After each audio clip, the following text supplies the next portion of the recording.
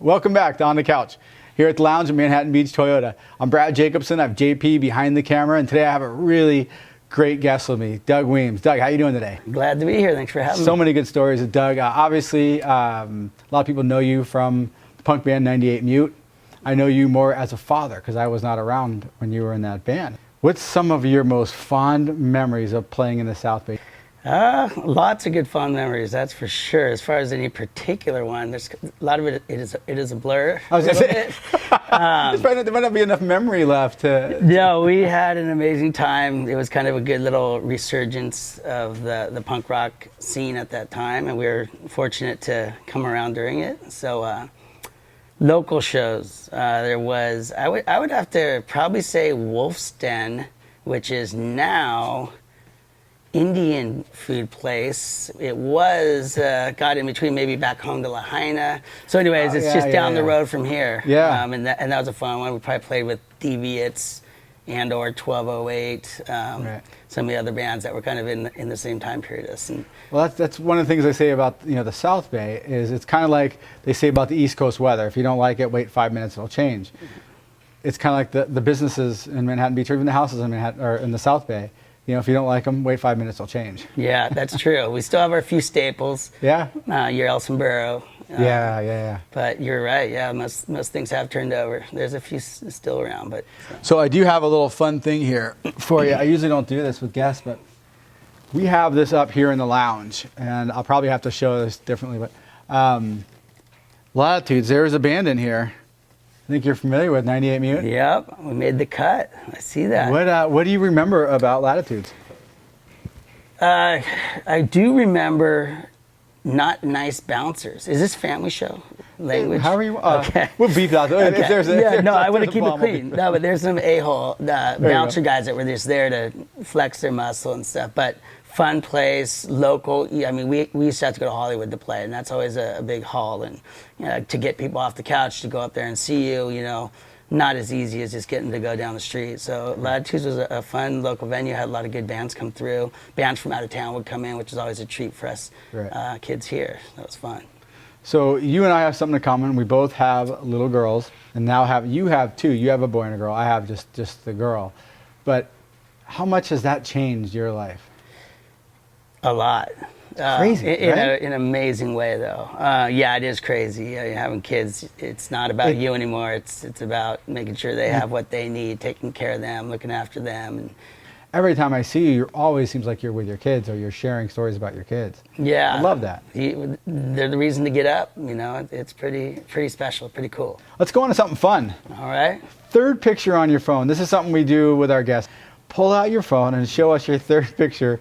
Let's hope this is a family-friendly photo. I can tell you it's not going to be anything bad. It might be boring as heck. I don't know, maybe. All right, this is no lie. I'm doing this legit. 1, 2, 3. All right, that's a good, awesome picture here. This is, you want me to show you or the camera? Yeah, you can show me. I'll show the camera. All right.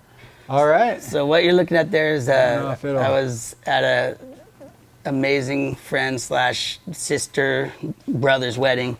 Danielle Compton Martin and Timmy Wheeler this weekend. And the picture is actually of all our kids singing. They sang a song a cappella, got up in front of the whole wedding party. Right. But it was so cute, and they nailed it. What is a go-to page for you on Instagram? Something that you always check? Civic Couch. After that, this is family, right? Family show. Okay.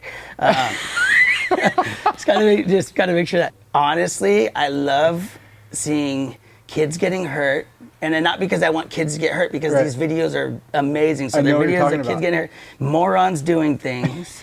That's and a good one called, I think it's called Frats, and it's just the dumbest people doing the dumbest stuff. Right.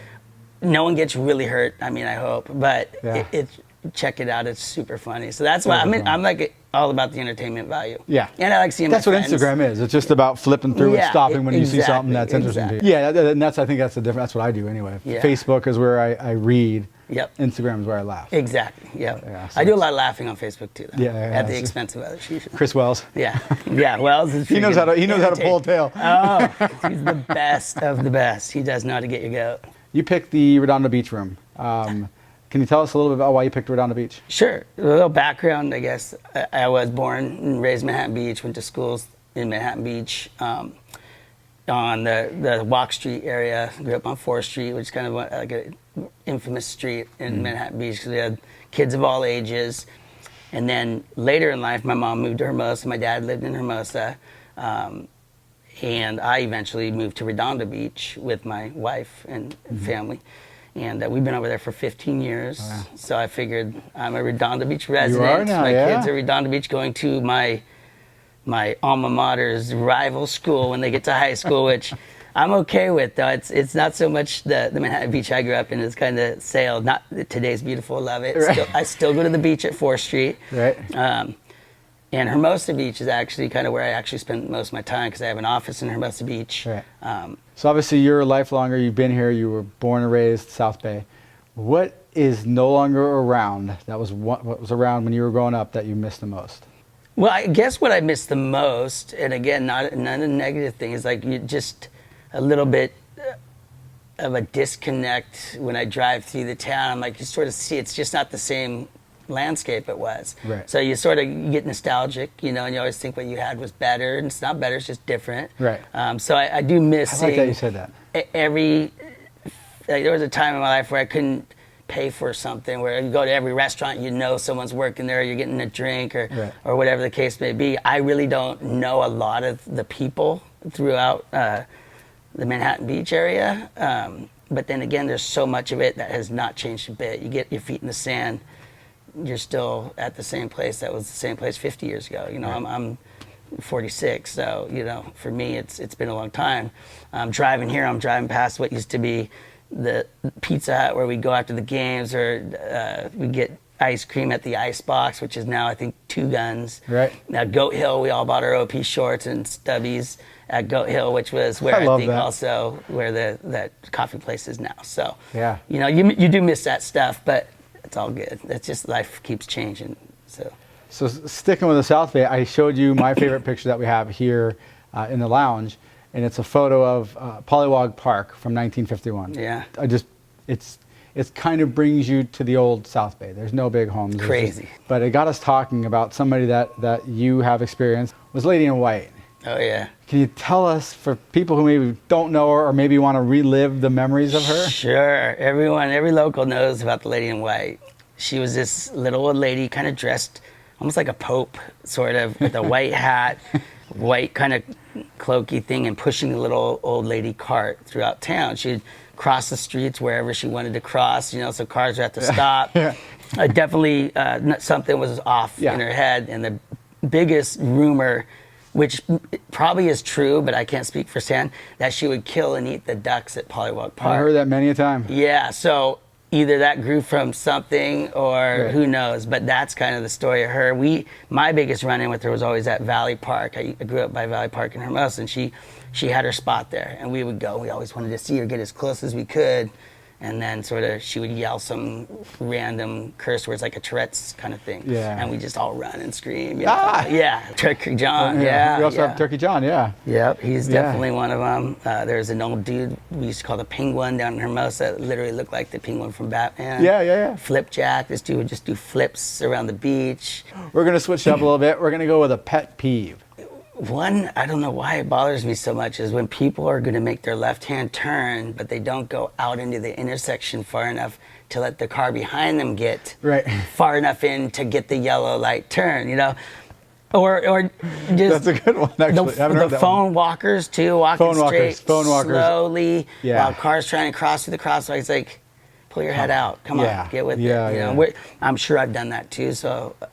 So there's a big catchphrase now. It's called Netflix and chill. We're not going to Netflix and chill. Good. But I would like to know, are you a Netflix user? And if so, do you have your go-to show right now? Yes, love Netflix. So there's like, me and my wife are, from the morning, we're like, high five, let's go, passing ships in the night, getting the kids where they need to be. But when we get home, get the kids in bed, we get to just chill, put on a show or two. She'll usually fall asleep after 1. But the shows, we just finished Shameless, which had 8 seasons. I haven't seen that. It's good? Amazing. Recommend. William H. Macy. It is insane. That one, and we just started, what about Better Call Saul? Yeah. Which is the I'm watching that one, yeah. Okay, so we're in season 1 still on that. What is a band or a singer that nobody would believe that you love? Like, Well, if you're thinking I'm like punk rock, like that's all I listen to. Okay. That ship sailed. I mean, I still respect it. Sure. I go back for the nostalgia of like there's albums I could still put on, just like wow, just so good. But I'm an older guy now, and the tempo is not always what I want to listen to. But I like a lot of the Meller stuff. Like a huge fan of Conor Oberst, who was the singer of Bright Eyes, and all his projects. He does a bunch of folky stuff. Nice. But a lot You are of people getting old. like that. But yeah, I am old for sure. And then my mom was a huge influence on my music, as far as like she would always blast songs every morning while we're getting ready for school. You know, it would be Devo. That's a great band. Great band for Great band. sure. Those Devo, I mean, they started glasses, Oh, yeah. sunglasses. Whatever the hats were, you know. Oh yeah. Flower pots and that shit. Yeah. But yeah, Earth, Wind and Fire. Like, Yeah, I that's do. good though too. Man. I dance at weddings. stuff. Like that's kind of something everyone should know. Is it good, or is it something that we're like? Oh, I'm terrible, but I could do it like I'm killing it. You know, I'm like loud and jumping. Wait, do you get and the white guy sweating. overbite? You Yeah, really get I'm just into like it? full on. Let's do this. So that's super fun. I actually would, like, for me, when we used to tour, right? We'd go all over the country and Canada in a van. You know, all these other, like, we were on the Warped tours, and everyone's got these killer buses with bus drivers, and we were this dirty, stinky 5 or 6 people in a van driving around. When I was my turn to drive, when everyone was sleeping, I put on country. Like, it's good driving music. Yeah. Like, you know, it's cheesy. A lot of it's and terrible. that's what they talk about. Is kind of has that whole open road feel to it. Totally, you know? yeah. Yeah, so I'm guilty of country once in a while, for sure. Yeah. Back to this. Do you have any guilty pleasures? I have been on a stand-up paddleboard before, and I'm gonna tell you, I mean, I don't like him. Chris Brown will love this answer. Yeah, bring it on, CB. But you will never see me in a lineup on one. Yeah. And we actually would catch tiny little waves you would never be surfing. Yeah. So it's kind of like you could. It's a good workout too. It's a fun workout. It's a way to get in the water when you wouldn't anyways on a day that's flat. Yeah. Other than that, no, I'm pretty perfect. No guilty pleasures. Maybe. Alrighty, so it is a weekend. Yes. You got no plans. The kids don't have soccer games. Let's just do a fake world here. What are you doing? We're going to the beach. I mean, not in the middle of winter, obviously, but all summer long. Don't even need to really text each other. Like my family, a bunch of friends' families. We all go to 4th Street. That whole hang out. like little section of beach there, 1st Street to 4th Street. Yeah. There's still like a tight knit there, but there's something about that crew that you still see them going back, even the older generation, Dirk Levy's and things we're like that. sitting with my mom and all our neighbors who are, you know, my parents basically, us and their grandkids. Like it's definitely a family vibe down there. Right. Open arms for new friends that we make to come down and hang. So there's a lot of new folks too down there. But yeah, Neptune is amazing with Derek and that crew and Pat Reardon. And you know, those are the guys who I grew up looking up to as a surfer down in that end of town. There's like your Chris Wells, Chris Evans, Brian Bradfield, Mick and Chance Barber. I mean, these are guys, you probably know most of them, at least by name. Yeah. And then, you know, of course, Derek and then Jay Russell and those guys on the next generation up. Right. You guys recently did a reunion concert in LA, and you had some of the all-time, obviously not only South Bay punk bands, but other bands. What was that like? Was that fun? Did you come back from that going, man, I got to get the band back together? No to that, but not in a negative way. It was such a fun night. It was at a great venue that I had seen so many amazing bands over the years when I was younger at, the Hollywood Palladium. Pennywise was always our big brother band. Like they took us all over the world to play as support for them. So opening for them when they were doing their albums each night. It was pretty insane. Right. And of course, the South Bay crowd, I mean, take us out of it, all the same people are going to be there because of Pennywise. But maybe a few extras came out of the woodwork to see 98 Mute, JP's Generation. There was a lot of talk about it. I mean, there was a lot of talk about you guys playing that concert. I remember that. Yeah, but it was fun. It was a lot of work, though. I mean, I don't pick up the bass anymore. It's just, so I had to like retrain my muscles, learn the songs. All of us were like, we got Patch reading lyrics, our singers reading lyrics off a phone. You know, so we had to prep for like 2 months to figure it out. We probably got together 7 to 10 times, maybe 3 times with our singers. So it was kind of like, can we pull this off? And I think we pulled it off.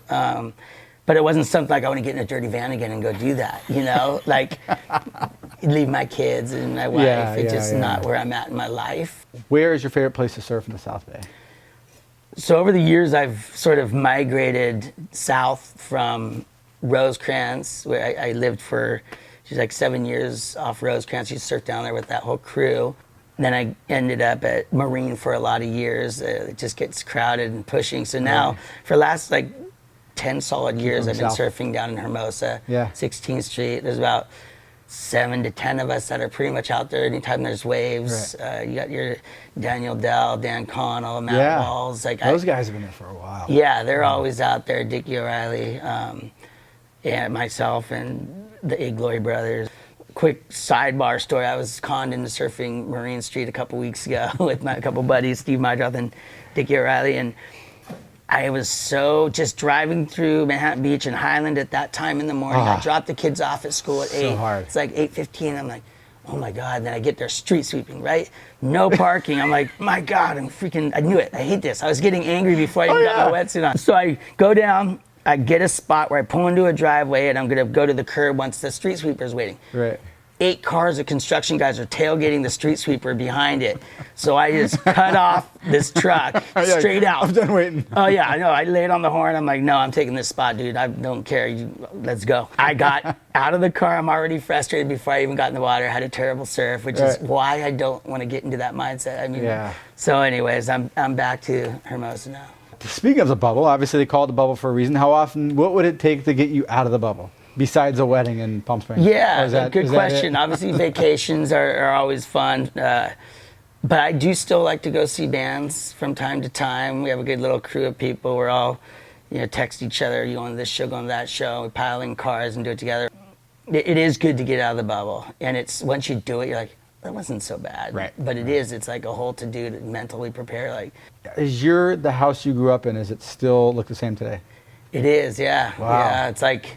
That's pretty cool. So there's a few houses, that's the thing about 4th Street, it's pretty cool, is my mom's neighbor next door, they've been there since, I want to say like 50-something. So they're like 92, 3 years old now. Right. Amazing family, Marvin, Shirley, Ron. And next to them are the Comptons. And so they haven't done anything to their houses in 30 years. Right.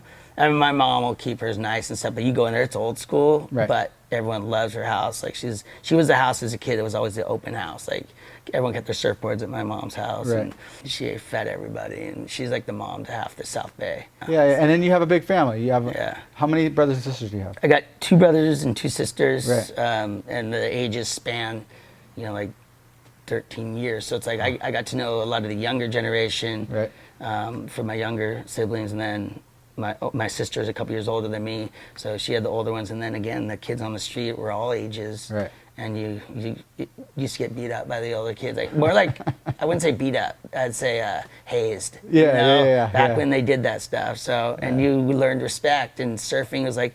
I didn't get anyways. If Brian Bradfield was in front of me, he's just going to snake me and then yell at me for messing his wave up. I think he still does that. Yeah, he might. Sorry, Brian. Yeah. But it's awesome, those guys showed us the ropes and taught us respect, and it was a fun time for sure. Well, Doug, I really appreciate you coming here and being a guest on our couch. We're stoked about this show. We've had a lot of good guests on here, and you're definitely one of our favorites. Awesome, So, man. Doug, thank you, man. Thank you, Brad. Good to be here. Stoked. So keep following us on all our social channels, and stay tuned for the next episode of On the Couch. Thanks.